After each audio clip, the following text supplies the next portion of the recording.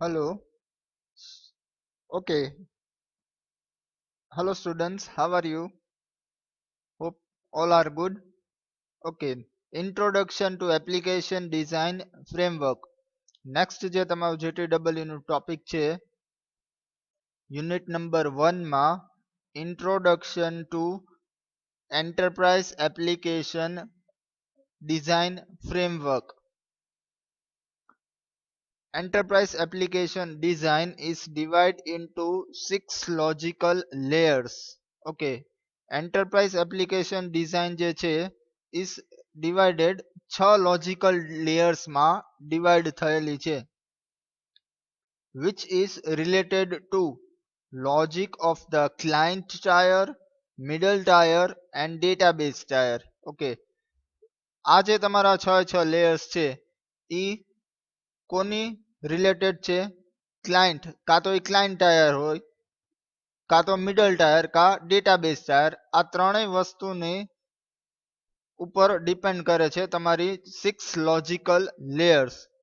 It defines which layer belongs to which tier. કઈ જ્યાં 6 જે તમારી આ લેયર્સ છે એ કયા ટાયરને બિલોંગ કરે, ક્લાયન્ટ ટાયરને, મિડલ ટાયરને કે ડેટાબેઝ ટાયરને, એ ડિફાઇન કરે છે.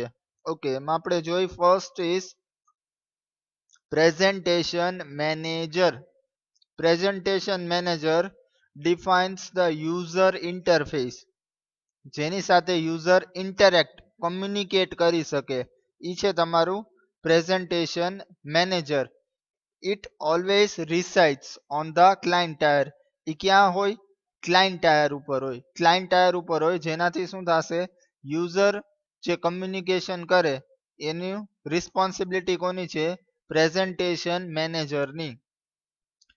It manage the information displayed to the user. જે ઇન્ફોર્મેશન યુઝરને ડિસ્પ્લે થતી હોય, બરાબર જ, એની માટે રિસ્પોન્સિબલ કોણ છે? તમારું presentation manager.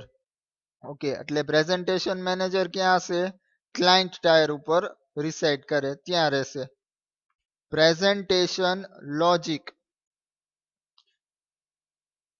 Presentation logic defines the navigation system of the user interface. How and what will be displayed to the user. હવે presentation નું logic શું define કરે? જે યુઝરને ઇન્ફોર્મેશન ડિસ્પ્લે થતી હોય, શું અને કેવી રીતે ડિસ્પ્લે કરવાનું છે એનું જે લોજિક હોય, બરાબર જ, એ ક્યાં હશે? Presentation લોજિકમાં. It may reside with the client tier, business tier or database tier based on thin client and thick client and application tier.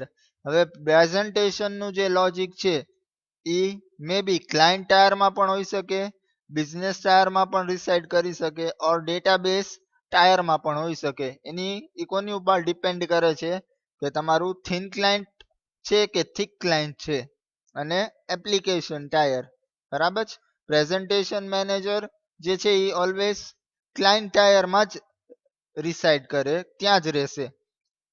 Presentation logic જે છે એ ક્લાયન્ટ ટાયરમાં પણ હોઈ શકે ઓર કોઈ બીજા ટાયરમાં પણ રિસાઇડ કરી શકે. બિઝનેસ.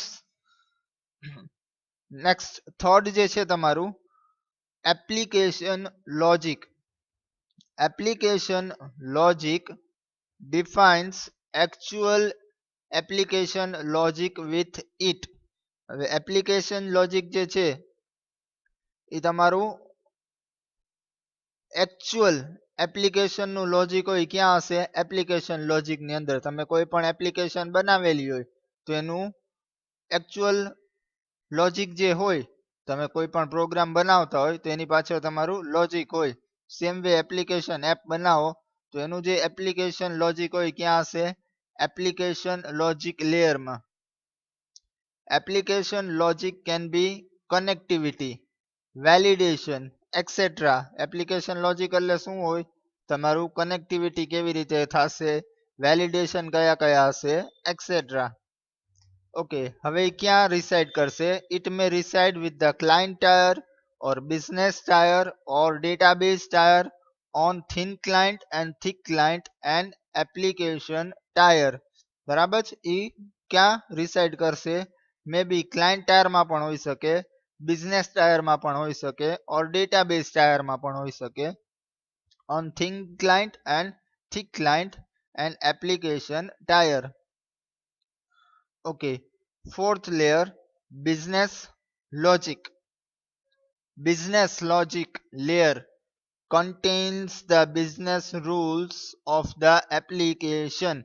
જે તમારા બિઝનેસના રૂલ્સ હોય બરાબર છે જેની તમે એપ બનાવેલી હોય બરાબર છે એનું ક્યાં તમારું લોજિક બિઝનેસ લોજિકની અંદર એ શું કન્ટેન કરશે business logic layer business rules તમારી એપના બિઝનેસ જે રૂલ્સ હશે એ ક્યાં હશે બિઝનેસ લોજિક લેયરમાં sorry. It should be shared with the whole application. બરાબર છે ઈ તમારી જે આખી એપ્લિકેશન છે એની સાથે તમારે શેર કરવું પડે ઓકે હવે ક્યાં રિસાઇડ કરે it may reside with the business tier or database tier based on the thin client and thick client and application tier. Okay, fifth તમારું layer database logic. Database logic defines the table structure and relationship between the tables. હવે database logic layer જે છે તમારી બરાબર છે database logic defines the table structure and the relationship between tables. જે તમારા ટેબલનું structure હોય તમારા ટેબલમાં કેટલા ફિલ્ડ્સ છે એને ડેટા ટાઈપ શું છે બરાબર છે ઈ તમારું શું કહેવાય ટેબલ સ્ટ્રક્ચર અને રિલેશનશિપ કયું ટેબલ કયા ટેબલ સાથે કનેક્ટેડ છે બરાબર છે પ્રાઇમરી કી છે ફોરેન કી છે એ જે તમારા ટેબલ્સની રિલેશનશિપ હોય એ બધું ક્યાં હશે તમારું ડેટાબેઝ લોજિકમાં it also includes all the constraint of the table ટેબલના જેટલા પણ constraints હોય constraint એટલે શું જે આપણે વેલિડેશન આપતા હોય છે ટેબલ્સમાં બરાબર છે કયો ડેટા એમાં ઇન્સર્ટ થવો જોઈએ ને કયો ન થવો જોઈએ ફોર એક્ઝામ્પલ એજ નું તમે ફિલ્ડ બનાવેલું હોય બરાબર છે તો એમાં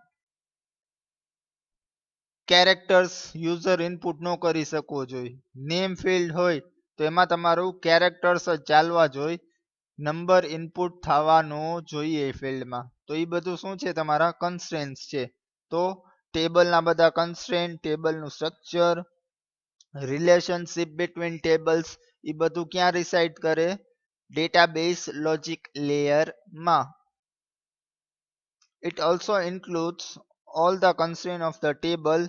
It always resides with the database tier. Database logic જે છે એ always ક્યાં reside કરે database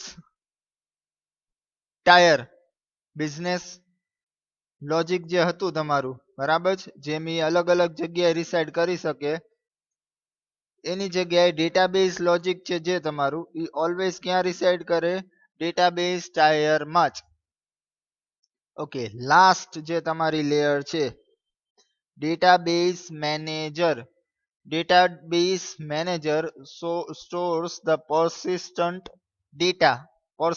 ડેટા જે તમારો પરમેનન્ટ ડેટા છે બરાબર એ ક્યાં સ્ટોર કરશે કોણ સ્ટોર કરશે database manager okay database manager ક્યાં રિસાઇડ કરશે it always resides with database tier okay આ હતા તમારા 6 layers